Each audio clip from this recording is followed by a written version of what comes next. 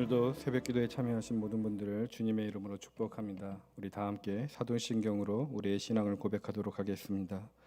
전능하사 천지를 만드신 하나님 아버지를 내가 믿사오며 그의 아들 우리 주 예수 그리스도를 믿사오니 이는 성령으로 잉태하사 동정녀 마리아에게 나시고 본디오 빌라도에게 고난을 받으사 십자가에 못 박혀 죽으시고 장사한 지 사흘 만에 죽은 자 가운데서 다시 살아나시며 하늘에 오르사 전능하신 하나님 우편에 앉아 계시다가 저희로서 산자와 죽은 자를 심판하러 오시리라. 성령을 믿사오며 거룩한 공예와 성도가 서로 토하는 것과 죄를 사하여 주시는 것과 몸이 다시 사는 것과 영원히 사는 것을 믿사옵나이다. 아멘. 오늘은 찬송가 268장 죄에서 자유를 얻게 함은 찬송가 268장 죄에서 자유를 얻게 함으로 하나님께 찬양드리겠습니다. 죄에서 자유를 얻게 함은 보혈의 능력 주의 보혈 시험을 이기고 승리하니 참 놀라운 능력이로다. 주의 보혈 능력이 또다. 주의 피 믿으오. 주의 보혈 그 어린 양의 매우 귀중한 피로다. 육체의 정욕을 이길 힘을 보혈의 능력 주의 보혈 정결한 마음을 얻게 하니 참 놀라운 능력이로다. 주의 보혈 능력이 또다. 주의 피 믿으오. 주의 보혈 그 어린 양의 매우 귀중한 피로다.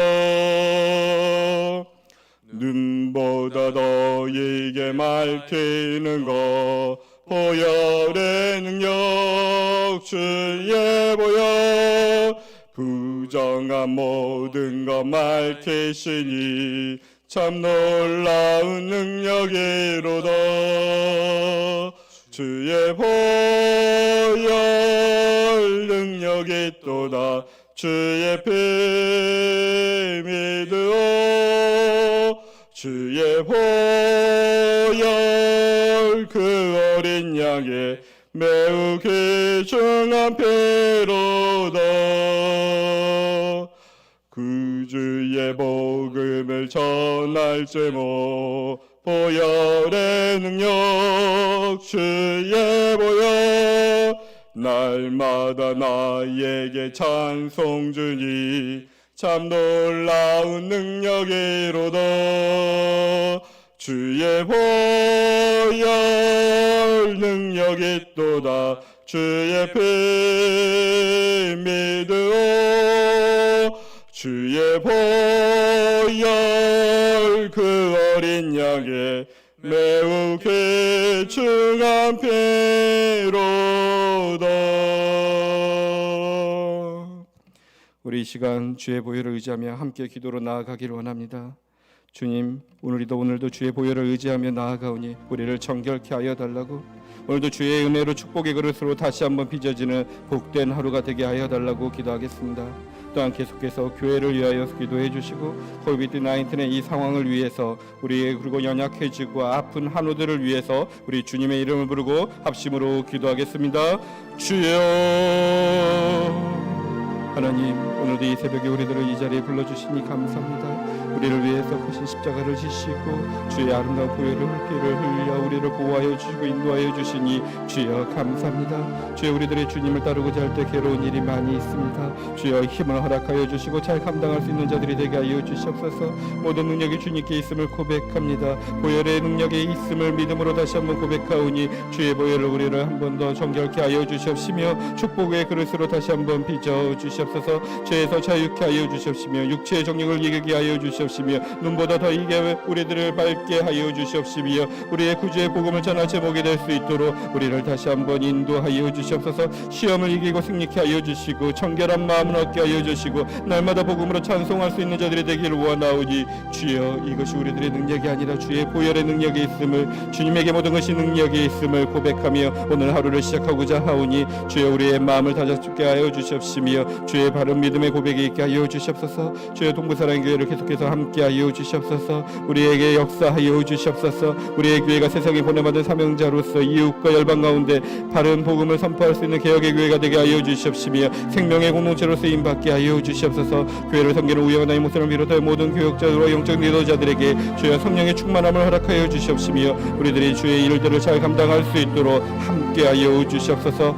주여, 코로나19로 인하여 우리들의 혼돈 속에 있사오니 우리를 지켜주시옵소서. 속히 개발자가 치료제가 개발되게 하여 주시옵시며 우리들의 모든 것들의 이 가운데 속에서 어려워하는 자들, 믿음을 잃어버리는 사람들, 우리들의 복음과 함께할 수 있는 시간들이 되게 하여 주시옵소서. 주여, 우리들의 하나 되게 하시는 하나님, 우리의 가족들이 모일 때마다 서로 기도하고 격려하고 위로하게 하여 주시고 하나님만 섬기고 하나님 말씀을 실천하는 믿음의 가정들이 되게 하여 주시옵소서. 오늘도 연약해진 한우들을 위해서 기도합니다. 주여, 그들의 삶 가운데서 함께하여 주시고 치유하여 주시고 회복해 하여 주시고 영적으로서 쓰러진 자들이 믿음으로서 다시 일어서며 굳게 서서 하나님을 찬양할 수 있는 삶이 되기를 원하오니 주여, 오늘도 함께하여 주시고 인도하여 주시옵소서.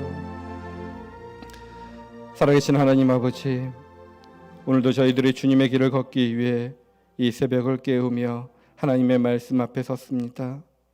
저희에게 은혜를 내려주셔서 눈을 들어 골고다 언덕의 십자가만을 바라보게 하여 주시고 마음을 열어 못 박힌 주님을 마음 중심에 모시게 하여 주시고 보혈의 피를 흘리신 주님과 동참하는 하루가 되게 하여 주시옵소서. 우리에게 주어진 사명의 십자가를 지고 오직 주님만을 따르기를 원하오니 우리에게, 우리의 가정에게, 우리의 교회에 늘 동행하여 주시고 인도하여 주시옵소서. 오늘도 말씀을 대하고자 하오니 말씀의 은혜를 허락하여 주시고 말씀에 따라 우리들의 참된 결단을 내리며 주의 말씀대로 행하는 복된 하루가 될 수 있도록 우리라 동행하여 주시옵소서. 예배의 주인이신 예수님의 이름으로 기도합니다. 아멘. 오늘 우리에게 주시는 말씀은 신명기 24장 1절에서 13절까지의 말씀입니다. 제가 지금 구약성경 298면입니다. 신명기 24장 1절에서 13절까지의 말씀을 오늘 우리에게 주시는 하나님의 말씀을 받아 제가 봉독해 드리겠습니다. 사람이 아내를 맞이하여 데려온 후에 그에게 수치되는 일이 있음을 발견하고 그를 기뻐하지 아니하면 이혼 증서를 써서 그의 손에 주고 그를 자기 집에서 내보낼 것이요, 그 여자는 그의 집에서 나가서 다른 사람의 아내가 되려니와 그의 둘째 남편도 그를 미워하여 이혼 증서를 써서 그의 손에 주고 그를 자기 집에서 내보냈거니와 또는 그를 아내로 맞이한 둘째 남편이 죽었다 하자 그 여자는 이미 몸을 더럽혔은즉 그를 내보낸 전 남편이 그를 다시 아내로 맞이하지 말지니 이 일은 여호와 앞에 가증한 것이라. 너는 내 하나님 여호와께서 내게 기업으로 주시는 땅을 범죄하게 하지 말지니라. 사람이 세례의 아내를 맞이하였으면 그를 군대로 내보내지 말 것이요 아무 직무도 그에게 맡기지 말 것이며 그는 1년 동안 한가하게 집에 있으면서 그가 맞이한 아내를 즐겁게 할지니라. 사람이 맷돌이나 그 윗짝을 전당 잡지 말지니 이는 그 생명을 전당 잡음이니라.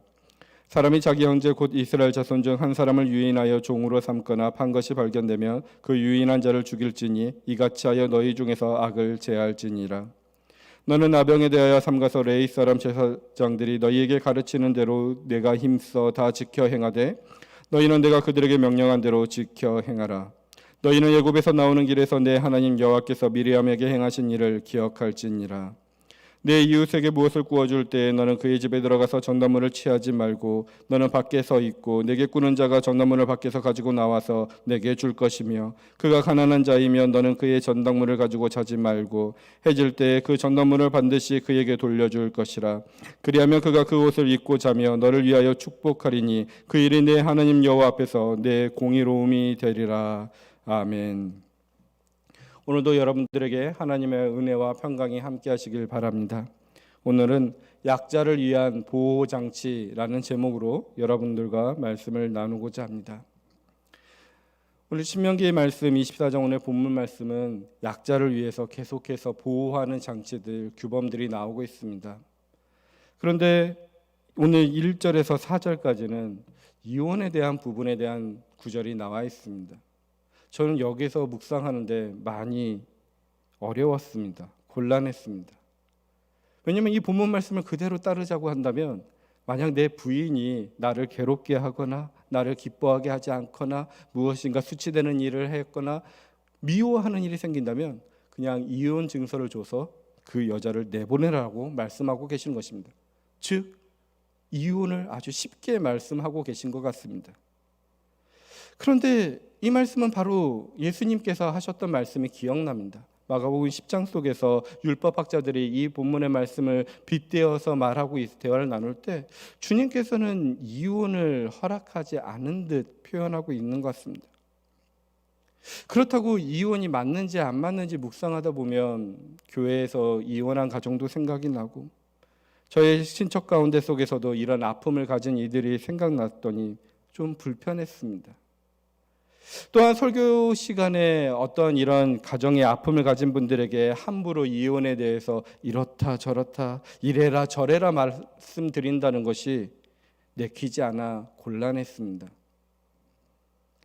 특히나 오늘 본문을 묵상하면 이 일을 당하고 있는 여인의 입장에 서보면 더욱더 곤란했습니다. 왜냐하면 오늘 본문 말씀 한번 살펴보겠습니다. 1절에서 4절에 보면은 이 일을 당하는 여인의 입장에서 한번 생각해 보십시오. 이 여인은 한 남자의 아내가 되었습니다. 수치되는 일이 발견됐다고 합니다. 하지만 그 기준은 그 여인에게 있는 것이 아니라 남자에게 있습니다. 그녀를 더 이상 기뻐하지 아니하면 이혼 증서를 내보내줄 수 있다는 것입니다. 2절에서는 소방맞은 그 아내는 다른 남자에게 결혼해서 아내가 될 수 있다고 합니다. 하지만 둘째 남편도 그녀를 이혼 증서를 줘서 친정으로 돌려보낼 수 있고 그리고 또는 그 남편이 죽을 수도 있다는 것입니다. 그런데 그 죽고 난 뒤에 이 법의 핵심인데 4절 속에서 보면은 이 여자가 자유케 되었지만 다시 첫 번째 남편으로 간다는 것은 안 되는 일이고 가증한 일이라고 선언해 버리고 있습니다. 근데 이 속에서 여인의 상태는 스스로 결정하고 대화 나눈 상태가 하나도 없습니다. 그냥 무조건적인 끝까지 수동태 상태입니다. 첫 번째 남편에게 소방 맞아서 친정집으로 돌아갈 때도 여인의 이야기는 침묵되어 있습니다. 두 번째 남편에게 소방 맞아 친정으로 돌아갈 때도 마찬가지입니다. 마침내 여인의 기구한 인생의 드라마의 마지막 결론이 그의 인생은 더러워졌다라는 선언 가운데 속에서 더 이상 결혼 대상의 여인이 아니다라는 선언 가운데 속에서도 그 여인은 아무것도 할 수 없습니다. 어처구니 없는 일방 통보처럼 들려버립니다. 근데 4절의 그 내용은 더욱더 희망을 상실해버립니다. 여자가 살 수 있는 길, 무엇인가 가정을 가져야 되거나 그 둘째 남편이 죽었을 때 첫째 남편으로 돌아간다는 거 아니면 새롭게 결혼할 수 있는 것이 그 여자에게 희망일 수 있는데 그냥 선언해 버립니다. 그가 첫 번째 남편으로 돌아가 버리면 하나님께 가증한 일이 되어버리고 여호와께 기업으로 주시는 땅에게 범죄하는 것, 그 땅을 더럽혀 버린다는 그 선언을 맞이하고 마는 것입니다. 그 선언으로 인해 그 여자는 아무 희망 없는 삶이 되어버렸을 것입니다. 그러니 이 본문을 묵상하면 묵상할수록 곤란하고 힘들어졌습니다. 하지만 말씀은 언제나 그 시대적인 상황을 배경하고 그 시대의 사람들에게 맞게 말씀하고 있다고 저는 생각합니다. 이 시대부터 오늘날까지 하셨던 하나님의 말씀, 그리고 그 하나님께서 직접 예수 그리스도를 통해서 우리에게 행했던 그 가르침들을 함께 생각하면서 우리는 묵상할 수 있어야 될 거라고 생각합니다. 이 신명기 말씀을 문자 그대로 받아들일 때 우리에게는 어려움이 있는 것입니다. 그런 입장 속에서 바라보았을 때 이 말씀은 그 시대의 완악함을 드러내고 있는 거울이 아닌가 생각이 묵상이 되었습니다. 이스라엘 남성 중심의 완악함을 드러내 보여주는 것입니다. 하나님의 본 마음과 얼마나 멀리 떨어져 있는 것을 들추어 보이는 하나님의 말씀이라는 것입니다. 남성 사회 중심 사회의 죄성과 구제불능의 완악함을 폭로하는 하나님의 말씀의 거울이라는 것입니다. 그러면서 하나님께서는 계속해서 시대가 흘러감에 따라서 신명기 말씀의 이 첫걸음을 계속해서 연장해서 하나님이 정말로 추구하고 싶었던 뜻들을 보여주고 있습니다. 이 신명기에서 호세아로, 예수 그리스도의 마가복음으로, 그리고 최종적인 오늘 이 말씀을 대하는 우리에게까지 하나님의 사랑은 계속해서 흘러오고 표현하고 계십니다. 그 사랑을 한번 묵상해 보았으면 좋겠습니다.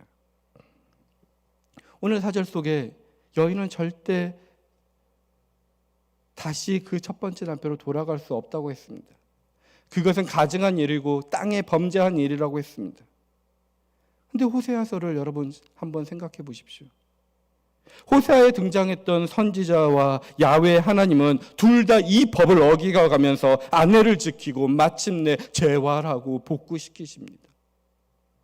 이 부조리한 법을 어겨가면서 다른 정부와 간음하여 더럽혀진 아내 고멜을 다시 한번 합법적으로 아내를 얻은 호세아를 생각해 보십시오. 하나님은 다시는 당신의 아내로 맞아둘 수 없는 더럽혀진 아내인 이스라엘에게 다시 장가들었다고 호세아 2장에서는 말씀하고 있습니다. 이 신명기 24장의 말씀, 아내 이혼법의 규정을 위반해 가면서까지 이스라엘을 사랑하시고 다시 하나님의 백성으로 재활 복구시켰던 하나님을 기억하시길 간절히 바랍니다. 하나님의 사랑은 율법의 저주를 넘어서 효력을 미치는 것입니다. 말씀만으로 끝나는 것이 아니라 이런 하나님께서는 호세에게 보여줬던 그 사랑을 정말로 우리에게 보여주셨습니다. 자신의 독생자 예수 그리스도를 이 땅에 보내셔서 멸망의 길로 하나님을 배반한 모든 인류를 다시 한번 아내 삼으시고 자녀 삼으시고 자기 백성으로 삼으시고 자기 제사장으로 삼으셨습니다. 우리는 아무것도 한 것이 없습니다. 오늘 우리의 신앙인들은 그 하나님의 사랑을 고백해야 될 것입니다.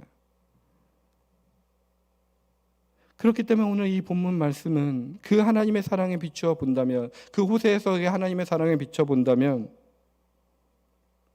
그것을 얘기하고 이 본문을 썼다고까지는 생각할 수는 없을 것입니다. 하지만 이 남녀 차별적인 분위기를 띈 법도 하나님의 사랑을 증거하는 데 기여되었다는 것을 말씀드리고 싶은 것입니다. 이것을 해서 예수님의 가르침까지 한번 가봤으면 좋겠습니다. 예수님은 이 법이 하나님의 본 마음과 이스라엘 남성 중심의 사이에 완악함이 긴장을 이루었던 것을 간파하시면서 율법학자들과 대화를 나눴습니다. 마가복음 10장 속에서 보면은 율법학자들이 예수님에게 나옵니다. 그래서 10장 2절에서는 이렇게 질문합니다.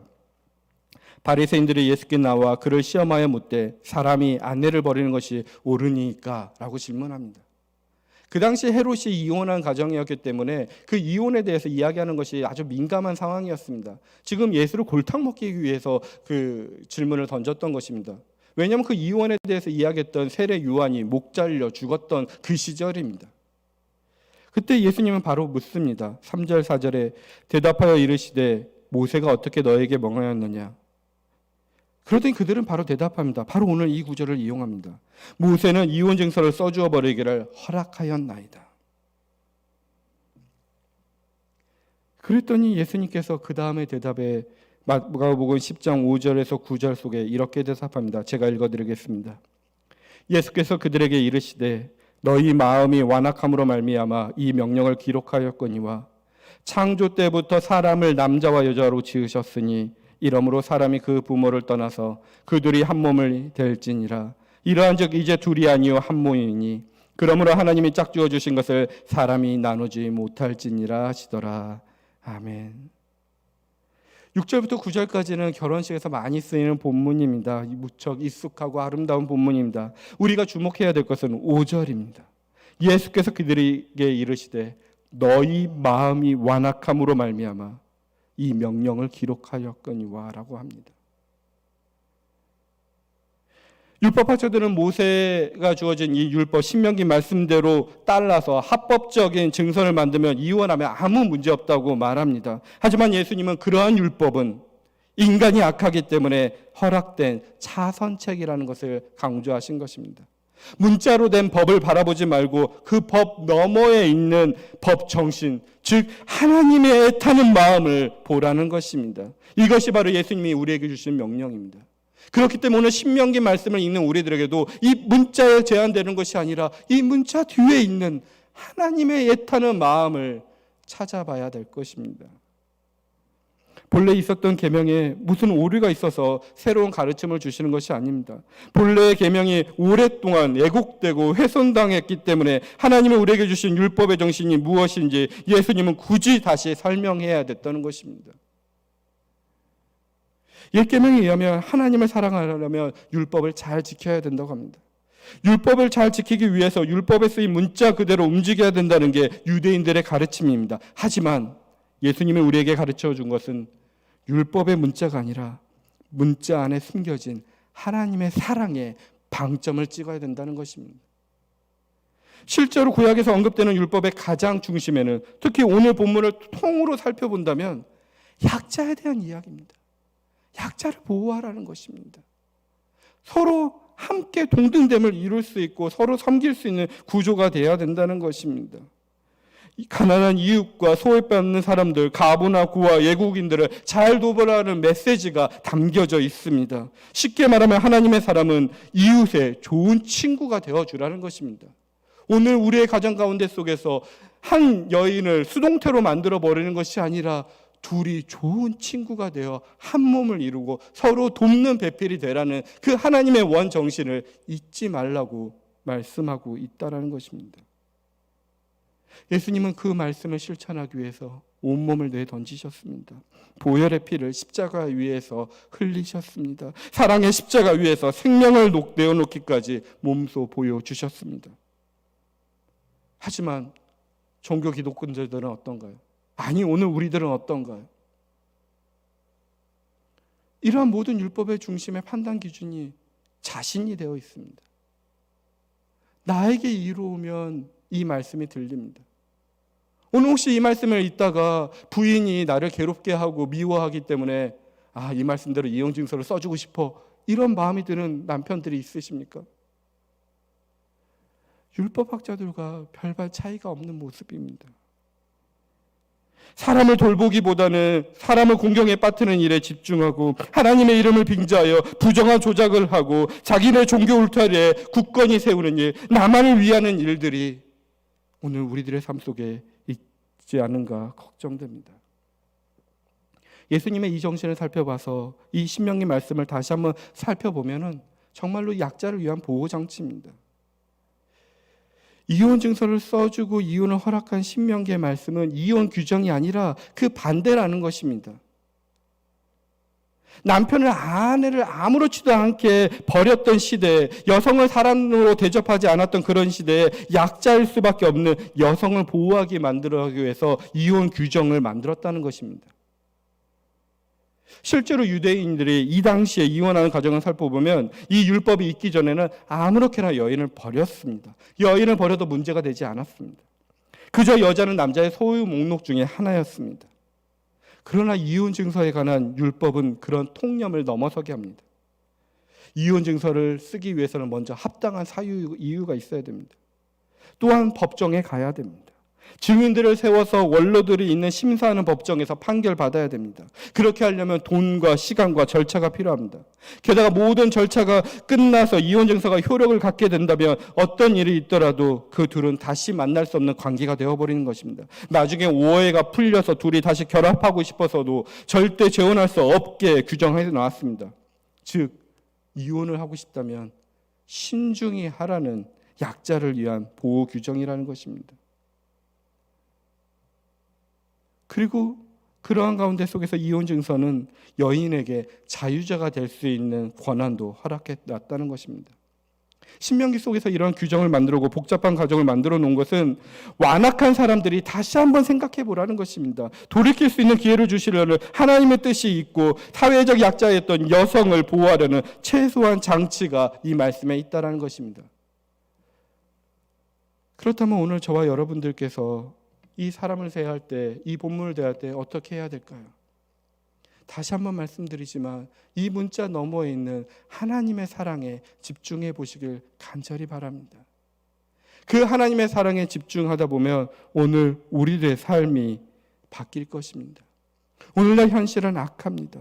마귀는 거룩한 가정을 두고 보지 않습니다. 갈등을 만들고 그 갈등의 틈을 파고들어 가정을 깨고 갈라서게 만들려고 할 것입니다. 그 마귀는 오늘 이 본문 말씀을 사용하여 우리의 마음을 완악하게 만들지 모릅니다. 하나님은 이러한 안악한 현실을 원치 않습니다. 악한 현실 때문에 원치 않게 사랑해서 만난 부부라 할지라도 갈라서게 되는 슬픈 현실들이 오늘 우리의 주변에 너무나 많습니다. 하지만 하나님께서는 이런 아픈 현실을 외면하지 않습니다.